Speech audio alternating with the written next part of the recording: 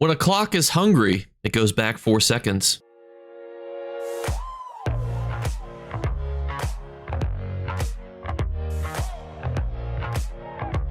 What's going on, YouTube? I finally unlocked this big chunky house because we've been working quite a bit these last couple weeks, but the developers have added a little helpful quick sheet guide, tips for subclassing. It also breaks down some FAQs because, funny enough, being on the PTS, it actually didn't answer certain questions because the PTS characters are maxed out on everything. So it's kind of like, what do I need to do to unlock these different things? And now we have a great blog post that breaks down all the information. So we're going to break that down and talk about an upcoming video where we're going to rank every single class line basically on a tier list. Now, whether or not we do that for PvP, PvE, and utility characters separately remains to be seen. That's going to be up to you, but let's jump into what the developers got for us. And I will link this below in the description, so if you want to read this, you're more than welcome to, because we're just going to kind of paraphrase most of this stuff, but there is also a video attached here as well, which will give you some more information. But it starts with customize your class. This is important. Update 46 is a base game patch. It arrives June 2nd for PC and Mac and June 18th for Xbox and PlayStation. This is going to be a pretty big system that most people are going to be invested in, and they kind of talk about that here. It's going to kind of update the way to play ESO, and that they have been going back and forth on how to talk about this with combat capabilities, as well as being forced to create a new character, to update new classes. And interestingly, I find myself kind of in two groups of people when it comes to subclassing. And I'll tell you which one I'm in. You can feel free to guess below. There's people who are like excited and kind of really don't care that class identity is kind of being tranced upon. And then there's a second group of people that feel like there should be a major class identity. And I was talking to my brother about this and my friends that, you know, some have thumbs, some don't. And I've noticed that I feel like there's a couple groups of people in this argument. The first group are people who just traditionally played RPGs like me. I love Oblivion. I love Skyrim. I will probably love Morrowind when I get around to playing, and hopefully it's remastered. I'm a huge Fallout fan. So to me, I love the ability to mix and match and change things on a whim. I want to be able to go from a mage to a stealth archer, because all Skyrim builds end as a stealth archer. But then I noticed that there's another group of people, like for example, my brother, who only really played MMOs. Like he went from World of Warcraft to ESO, and he feels that there should be a more stronger class identity. So it's interesting to see how the dialogue has kind of trickled down into different groups of people. I lean more towards, like, you know, a lot of Bethesda games have given us the ability to mix and match and change on a whim without having to restart new characters. I mean, imagine having to restart a new Skyrim playthrough because you wanted to be more magic focused. That's what I've always loved about games like Skyrim, is you can kind of continue to mix and match and shape the world as you go, even after you've made certain decisions. So overall, I'm fine with it. But listen, I get why some people feel like there should be a major class identity, especially because it's like a cornerstone to most MMOs at this point. So I understand the dialogue. I'm sure it'll continue in the comments and in the Discord, so continue to keep that dialogue going. They also talk about how the fact that most people have maxed out characters, and this is kind of a way to benefit from having multiple maxed out characters.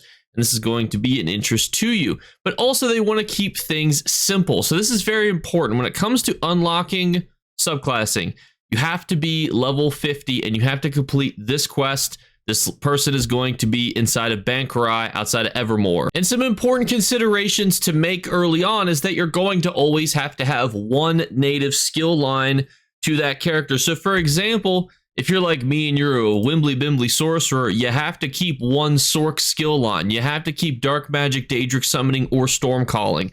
So if you're thinking of making an Arcanist, Warden, Dragon Knight, don't focus on getting this completed on a night played right away, because you're not going to need that skill line. Also important to note too, the Infinite Archive sets will only work with your base game set. So for those who don't know, Infinite Archive has sets that are specific to a class, meaning that if you were, say, a warden who spec'd into a sorcerer, but you're like, oh, I want to wear the monolith set, that's the Infinite Archive set for the sorcerer, you couldn't do that. So keep all of that in mind when you're picking which native class that you're going to do. All that to say, though, obviously the quest is like 10 minutes long, and once you've done it, it's unlocked, so it's not like it's a huge thing. But obviously, if you're going to go down the road of building a character, you want to be building in the right direction. It is also interesting that they noted that they were kind of chit-chatting about, should you have access to all skill lines abilities in Ultimate? Should it be different? And I think that's an interesting conversation, because originally I was thinking, like, why don't they just give you access to the skills? But you really forget how important the passives are. And then it's like, well, if you have to give the passives and you have to give the skills, you might as well give the ultimate.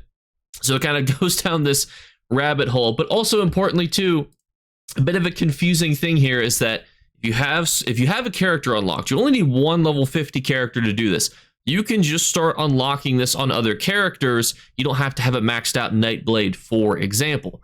So what'll happen is, say I'm a sorcerer, just sorking around, I go complete this quest, and I'm like, you know what? I want to start leveling up a Nightblade. You complete this quest, you'll be able to start leveling up the Nightblade stuff. You don't have to go on a Nightblade character and do all that mumbo jumbo. That'll be a bit of a shortcut for you, but you don't have to do that. And you can use this new champion skill line called Disciples Artisan. 100% correct pronunciation there for you guys. And doing that will help you level up these other skill lines that are not native to your character. So a lot of people were concerned that they're going to have to make secondary characters and go through that whole rigmarole. You don't have to do that. Obviously, if you want to do that, you certainly can.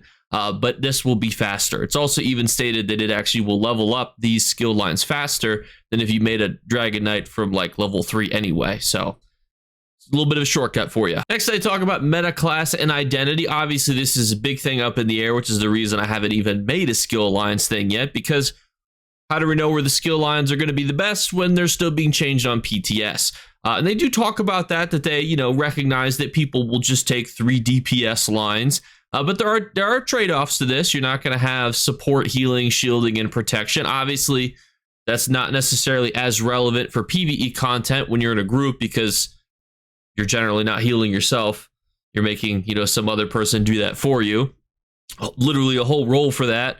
Same with tanking, the DPS are not really super concerned with can they face tank the boss in any sort of hard content. But it is relevant more for solo content, because solo players that are doing things like arenas especially, there are going to be considerations into this. PvP, obviously the biggest considerations into this, but obviously the PvP meta is probably just going to be absolutely buck wild for a little bit here, so we'll have to see where everything kind of lands on. And they do talk a little bit more about class identity being an important aspect of the game. It's got achievement, class styles, class scripts, class items, and much more.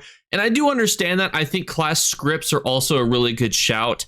But most of them are not super relevant. I think the Arcanist and the Sorcerer have the 2 best class scripts when it comes to just good utilization across the board. Somebody can let me know though below if there's other ones that have like really good utilization, but especially with subclassing coming out, you're just gonna have so much access to really good skills and abilities that yes, your class scripts could be used in a really good ability, but so can these other skills that you wouldn't normally have access to. So we'll have to see where all that kind of pans out.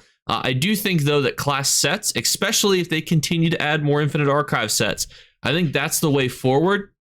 I also think that they should add like a, like where we have like racial passives, maybe like a class line passive. They can even use that to kind of buff and tweak. And they could give nominal bonuses like, oh, if you're a sorcerer, you level up your Destro stuff faster, Things like that I think would just be flavorful and would just add to the whole identity of classes again. So hopefully they kind of continue to add upon class identity. But what I'm really excited about is that whenever they add a new ESO class, now instead of me thinking, oh, that class is really cool, I can think to myself, ooh, can I take that skill line and put it on over here to one of my other classes? So I like that is now a conversation that will occur, because before obviously it's just like, yeah, like the Arcanist is really cool, but it's not really my play style. But there are some Arcanist lines that I definitely do want to take for my other characters, and I love that that's now a conversation that can happen with new classes. And obviously they say there's options and more combinations which will lead to different capabilities. There's something that obviously is going to continue to be monitored by the developers. People aren't going to be able to parse 200,000 DPS, so probably wheel that down to 199,999. Those pet builds are going to be crazy.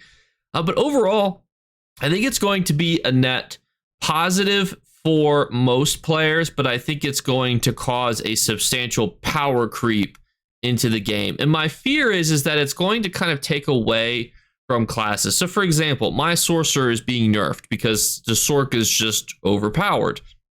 So in theory, this sorcerer is now weaker because of update 46. However, you could also make the argument, and most people probably would say this, that the sorc has been S+ tier, especially for PvP, for so long that it was going to get nerfed regardless of subclassing. For example, Hardened Ward. I've been telling the developers that Hardened Ward needs to buff. You know, like for PvP, I mean, I think Hardened Ward should like full heal you, you know, in addition to giving you a damage shield. Joking aside, Hardened Ward was going to be nerfed. You know, other sorc things were going to be nerfed regardless, but I do think it kind of does show that there are taking away from a pure class. So if I wanted to be a pure sorc class, you know, I'm weaker now in update 46. Now, should I have already been weaker regardless because I have been S+ tier for PvP for like 2+ years? Probably, but I feel like we're jumping from S+ tier down to like B tier, which is a bit kind of crazy in my opinion. So that's where I think that now subclassing becomes like a necessity. Now, it's not a necessity for everybody because most players can complete 99% of content without ever having to worry about subclassing. So from that aspect, I don't think it matters too much, but I do think for most endgame content, whether it's PvP, PvE, solo, you're gonna be subclassing in some degree. And whether or not you think that's a good thing or not, it's gonna probably be up to you. So let me know in the comments, do you think it's a good thing that, you know, now there's more of a grind for characters that you've just had maxed out for forever? Now that you have the ability to go in and get some different classes and some different things, you're going to need skill points too. They didn't talk about that in the article here, but all skill points are doubled when you're having to pay. So for example, Haunting Curse for me to grab is going to cost 2. You know, if I wanted to grab these passives, it's 2 each. So important to note there.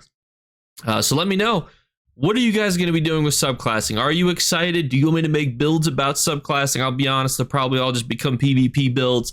Unless there's some really funny pet build where you summon like 50,000 pets, I probably would do a video on that just because I would find it hysterical. So let me know in the comments below. And as always, we're doing our 3 giveaway drawings. All you need to do to enter is leave a comments below / a like on the video. Feel free to leave as many comments and as many likes as you want. All of them will help you get entered. Second thing is just make sure you're subscribed. I believe we hit 31,000 subscribers. We did hit 31,000 subscribers. I just checked the analytics. Thank you, everybody. Now we're on the road to 32,000 subscribers. I don't know why, but when you say these things in videos, people like the video more and they subscribe more. It's cheesy. I know it's one of those YouTube things. I'm sorry. And the third thing is look for a hidden word be flashed upon the screen. If you're the first person to find and comment that hidden word, you will win. We have 1 hidden word for the month of May, but then every single video for the month of June will have a hidden word, so stay tuned for that. We have tons of giveaway codes to give out thanks to thanks to all the codes that they've given me. So thank you guys again. Have a fantastic Thursday, and I'll catch you later. Bye, guys. You better remember to like and subscribe to Jakeclips. Or you should. I might have to pluck your eyes if you don't. Or, better yet, I'll skip rope with your entrails. Do it now. Subscribe. Ta-ta. Off with you.